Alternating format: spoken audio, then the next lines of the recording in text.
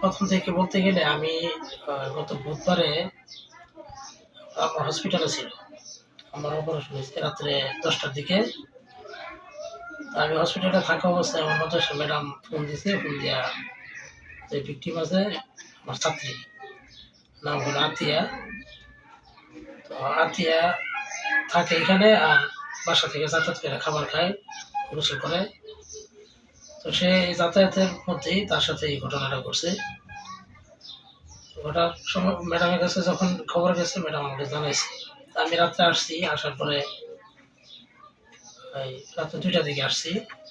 আসলে ঘুমায় ফজরের সময় ফজর নামাজ পড়ে আবার 9টা পর্যন্ত ঘুমাইছি। তখন মেয়ের বাবা আসছে, এসে আমাকে জিজ্ঞেস করছে যে, মেয়ে তো খানা খায় না, তো একটু ডাক দেন।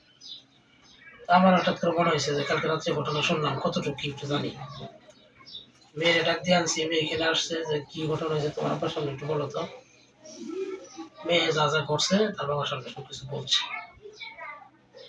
তো মেয়ে বলছে যে আমার মাঝে মধ্যে 10 টাকা 20 টাকা দিত মজা খাওয়ার জন্য, মাঝে মধ্যে রেখে নিয়ে যেত। আর এই কয়েকবার এরকম নাকি করছে। সর্বশেষ ওই একটা ফ্ল্যাট আছে এখানে রাস্তার সাথে, দোতলা খালি, উপরেও খালি।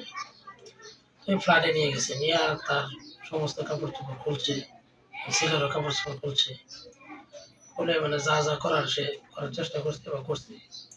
এবং ছেলে মেয়ে যে বক্তব্য, কারণ আমরা তো দেখি নাই না। পরে মেয়ের বাবারে বললাম, এখন এতটুকু হয়েছে, আপনার বক্তব্য কি? উনি বলছে যে আমার এটা প্রতিকার চাই, বিচার চাই আমি। তো এখন কি করবেন? যে হুজুর আপনি আমার সাথে যাবেন, আমি একটু অভিযোগ করবো। আচ্ছা ঠিক আছে, এখন না গেলে তো যেহেতু আমার প্রতিষ্ঠানের গার্জিয়ান, তো আমার উপরে পরে দোষারোপ করতে পারে।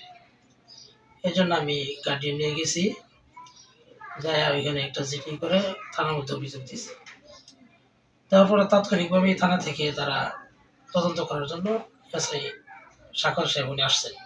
যাবত করতেছে, কিন্তু ওই এলাকার মানুষ মানে ডরে ভয়ে মুখ খুলে না। যদি বাড়িতে মহিলা টহিলা যারা আছে মানে বয়স্ক মহিলা, তারও অভিযোগ দিছে মানে হ্যাঁ মহিলা দেখলে কাপড় আঙ্গিটা দেয়া। মেয়েটা নিয়ে ঘটনা ঘটছে, মেয়েটা মানে আমার ছেলে মাদ্রাসা করে 10 বছর বয়স, 30 টাকা দিয়া মনে করেন একটা সিট প্যাকেট দিয়ে এখানে বাল্যা বাল্যা আনে আইনা তার কাছে মানে 10 মিনিট পরে হ্যাঁ কামড়াইছে, কামড়াইছে কাটবো এইখান থেকে। এরপরে গিয়া মানে আমার ছেলে ধরে অবগত হয়েছে, অবগত হইয়া এটা তার বাপ মার কইছে, তার বাপ মা কইছে যে তাইলে আমি আমার মেয়ের ইজ্জত আছে। যাইতে সময় আমার আটকাইছে, তার বাসা নিয়ে গেছে, নিয়ে যায় জামা খুলছে, আমার পায়জামা খুলছে, খুলে তারপর আমারে কোথাইছে পাক্কা কোথাইছে, কোথায় লঙ্গি খুলছে, খুলে তারপর আমার ওসব আনন্দ ঢুকাইছে, কষ্ট পাইছে। তারপর সার নাচ আছে, মানুষ লোক খাইছে আর দেখা হয়েছে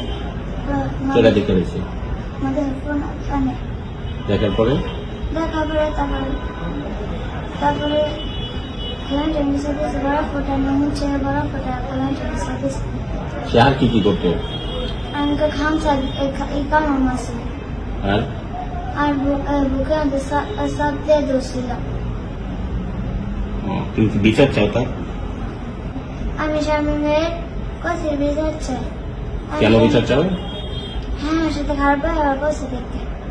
10/2025 তারিখে মাধুখোলা দ্বিতীয় বর্ষের মাদ্রাসার এক ছাত্রী বাড়ি ফেরার পথে শামীম মিয়া তাকে তার অফিসে ডেকে নিয়ে তাকে ধর্ষণ করে। এই সংক্রান্তে থানায় একটি নারী ও শিশু নির্যাতন দমন আইনে মামলা রুজু হয়েছে।